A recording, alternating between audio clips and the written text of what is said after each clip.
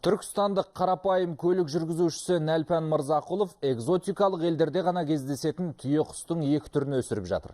Қазақстанда жұмыртқа жарып шыққан австралиялық құстар бүгінде 1 жастан асқан.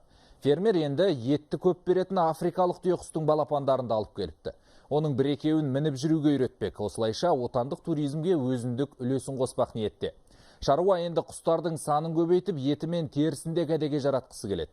Түйе құс фермасында көргенімен көңілге түйгенін тілшіміз Қанат Жүнісбек айтсын. Әдетте жабайы табиғатта ғана өмір сүретін австралиялық түйе құстар қолға жақсы үйренген. Тіпті кейбірі мына сияқты сипалап аймалағанды да жақсы көреді. Шаруа жабайы құстарды осыдан тура 1 жыл бұрын балапан кезінде алып келіпті. Дала құсы Түркістанның табиғатына тез бейімделген.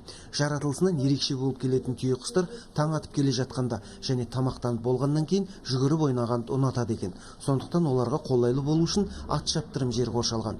Тіпті күн ысып кеткенде хауызға шомылады дейді шаруа.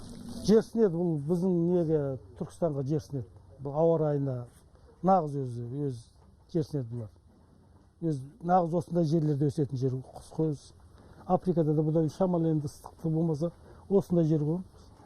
1 жастан енді асқан түйе құстардың түріне қарап, қоразы мен мекендерін ажырату мүмкін емес. Тек жұмыртқалағанда ғана білуге болады дейді шаруа. Қорадағы түйе құстардың алды бұйыртса келесі жылдан бастап жұмыртқалай бастайды. Мына 1,5 килограммдай болады мынау. Бұлай 2 килограмм жұмыртқаны 10 адам спокойно жейді. Бұл 2 килограмм жұмыртқада тауықтың 40 жұмыртқасы болады екен. Фермер құстарды күтіп баптаудың қыр-сырын ғаламтордан оқып үйреніпті. Ерекше қоқиланып жүретін түйе құс тамақты талғанмен жейді, ал жеміс жидек сүйікті асы. Дегенмен өзге қанаттылар сияқты қомағайланбай барына қанағат тұтады екен.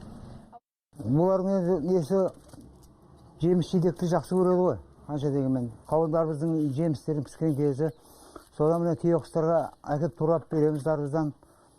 Содан жүгері береміз, бидай береміз. Түйе қойлардан гөр несі, олар сияқты неле бермейді ғой, қомағайланып жей бермейді. Соны берген нәрсені қанағат қалынып, соны жеп жүре береді.